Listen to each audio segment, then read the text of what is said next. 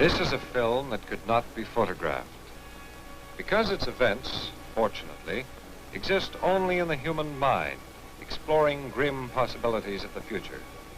But they can and may happen.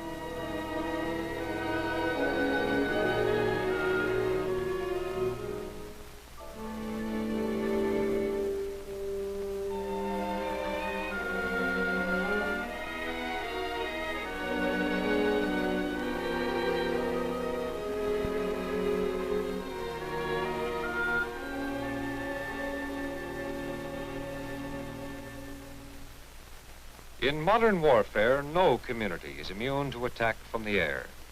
And the weapon would be a bomb, perhaps high explosive, perhaps the atom bomb, perhaps the H-bomb. Let us look midway among these horrors. An atom bomb falling on a modern city would create great destruction over an area up to nearly 2 miles from the blast center, ranging from severe damage to heavy damage to nearly total destruction at ground zero.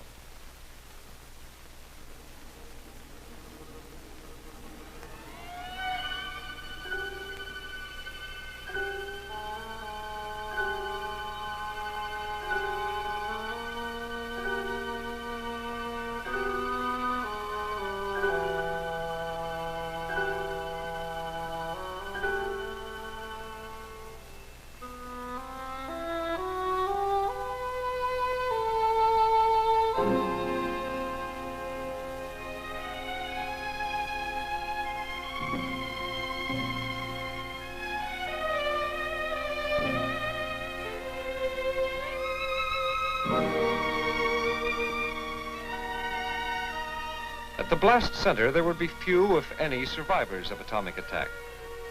Ruin, desolation, the silence of death. The dreadful blast shadows of vanished victims, imprinted by radiation on streets and walls.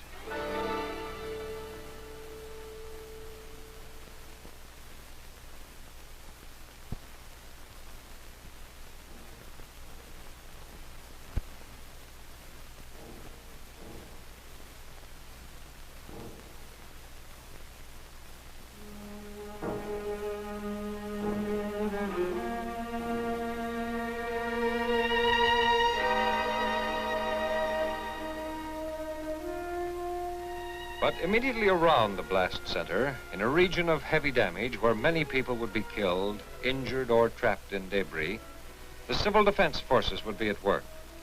Rescue squads would cope with grim problems. They would have little time for anything but their own vital tasks.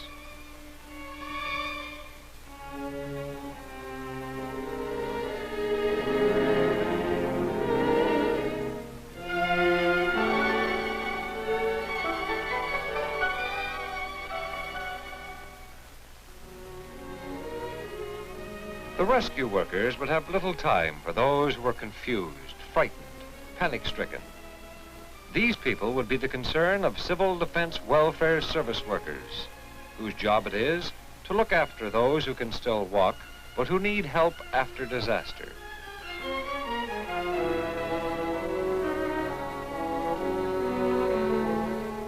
Their work is to prevent panic and restore order by helping people to recover from the shock and dislocation of attack. The survival of any city will depend on the speed with which this is done. And with organization and forethought, it can be done.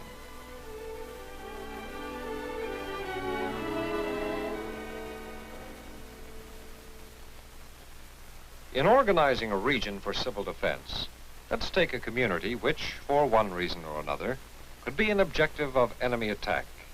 It's called a target area. That's the city itself, the target area. The region immediately around the city, including nearby towns and villages, is called the mutual aid area. The region surrounding this is called the reception and mobile support area. If the city is very large, the mutual aid area may extend as far as 50 miles and may be divided into sub-areas according to road and rail communications, township and county boundaries, and so on. These areas will provide help for the stricken city and shelter for the homeless if it is needed. And here is the city, the target area. For civil defense organization purposes, it is divided up according to the location of that part which might be subject to the most severe effects of a bomb attack. This is called the critical area. It may be a war plant, an industrial district, a railway yard, a canal. But the various civil defense subdivisions will radiate out from it, each containing part of the critical area. Each subdivision should have prospective civil defense welfare centers selected and registered with the Civil Defense Director as part of the Civil Defense Program. There might be several centers for each subdivision of a large city, covering a huge, heavily populated area, each center selected ahead of time for possible use in a given district. Generally, the centers would be towards the outskirts, and each center would be a large building or group of buildings. And as no one knows where a bomb may fall, for every center earmarked in advance, another should be designated in case the first choice is destroyed. Partway between each center and the target area would be assembly areas. These might be parks or schoolyards. The assembly areas serve as connecting links between the welfare centers and the region of destruction. Organization must extend right to the neighborhood level.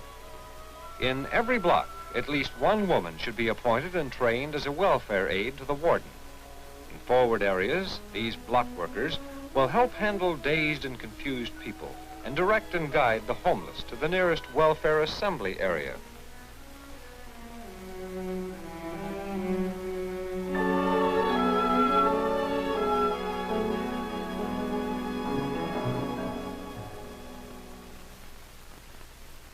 The welfare assembly areas would be established by people in their immediate neighborhood, trained for the emergency, or by teams sent out from the nearest welfare center immediately after the attack. The assembly area is an intermediate point, a gathering place, and its purpose is to prevent panic and confusion by providing organized effort to gather groups of homeless people together. Here they can be given temporary attention and then sent on their way to the welfare center farther back. Transportation will be provided here for old people, invalids, and children.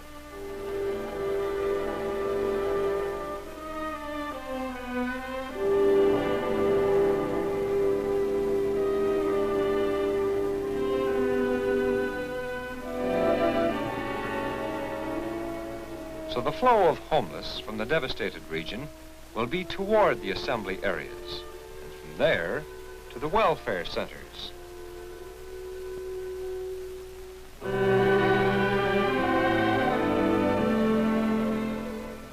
The great task of civil defense welfare services is to prevent a breakdown of civilian morale. The welfare center provides organized help in a time of fear and confusion. And so the reception area of the center should be prepared to find out the immediate needs of the people as soon as they arrive. The reception workers should be able to give information and active help quickly and efficiently.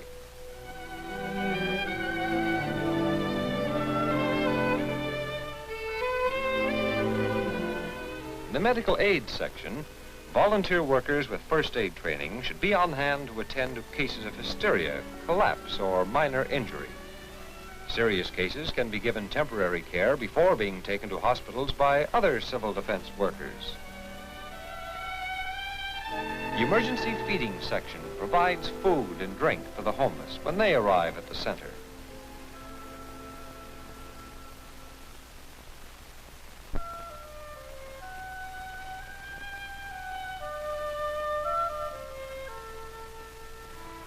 Most of these people will be physically and emotionally upset, and a hot drink will help calm and reassure them.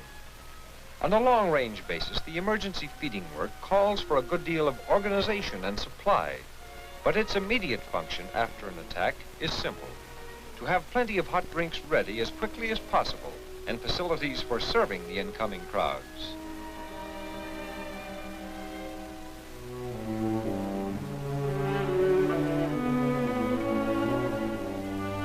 In the emergency clothing section, the demands would be very great if an attack took place at night or in wintertime. Even in a daytime attack, many night workers might be asleep at the time of the blast. Other people might have their clothes badly torn or burned. As soon as emergency needs are met, comes the work of the registration and inquiry section. Everyone arriving at the center should be registered. By cooperation with other centers and other civil defense services, this provides a record of survivors and helps bring families together.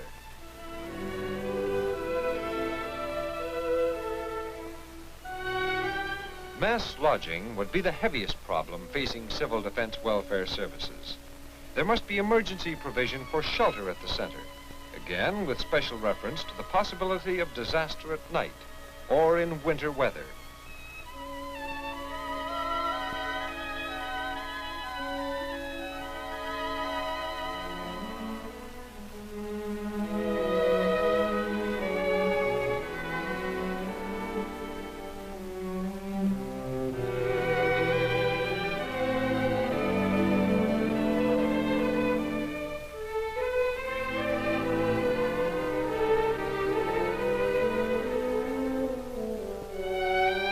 All this means that the center must have a big crew of workers. The personnel staff would have a vital job in finding the right people for the many tasks to be done and in controlling their activities. Key people would be registered long in advance. There would be need for people accustomed to the handling of food, clothing, and stores, and for people trained in communications.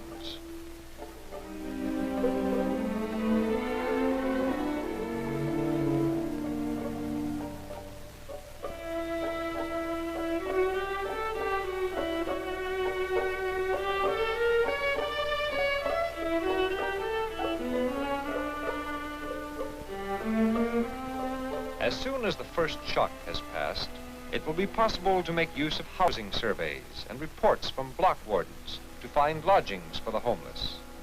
Rehabilitation would be the big task, so that essential workers can get back to their jobs and production restored. So the welfare center becomes a clearinghouse.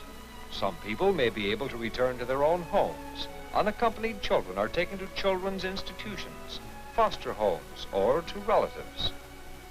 The transport section would have a big job, not only in bringing homeless people and staff workers to and from the center, but in taking people to support areas and bringing back supplies and workers. Welfare centers in communities outside the city, in the mobile support area, will be vitally important, especially in the event of H-bomb attack, with its relatively greater destruction. These communities may be called upon to provide refuge for people from several hundred miles away. Towns failing to plan for such an emergency may be swamped. But with proper organization, with a welfare center already selected and a staff ready to swing into action, the plight of the homeless can be handled in an orderly way. By an advance home survey, it should be possible to billet new arrivals soon after they register at the center, after their immediate needs have been cared for.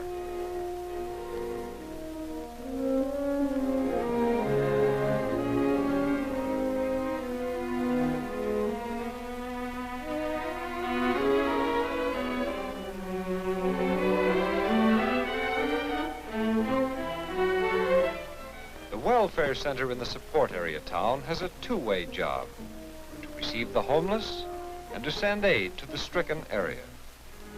The center would be a headquarters for collecting supplies, equipment, and clothing. And from here would go trained teams of workers to help operate civil defense welfare services at the scene of devastation.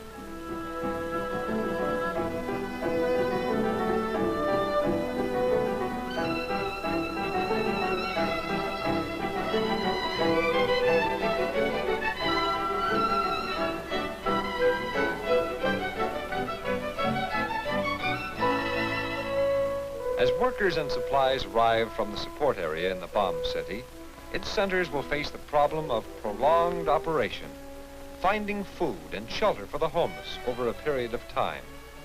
Each center will be the busiest place in its area.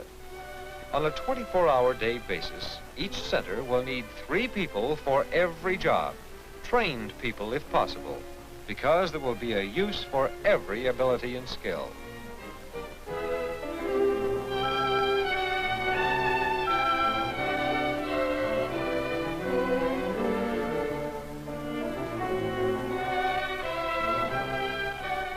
Even if you can offer to do no more than carry messages, if there's a Civilian Defense Welfare Services organization in your community, your name should be on their lists today, so that you can be of help in time of disaster and suffering, whether in time of peace or time of war. From all walks of life will come the people who may be needed in communities large and small. In a city of 50,000, the Civil Defense Organization would need roughly 7% of the population, or about 3,500 workers. Of these volunteers, welfare services would require about 20%, or perhaps 700 workers, ready to give their abilities and experience in time of emergency.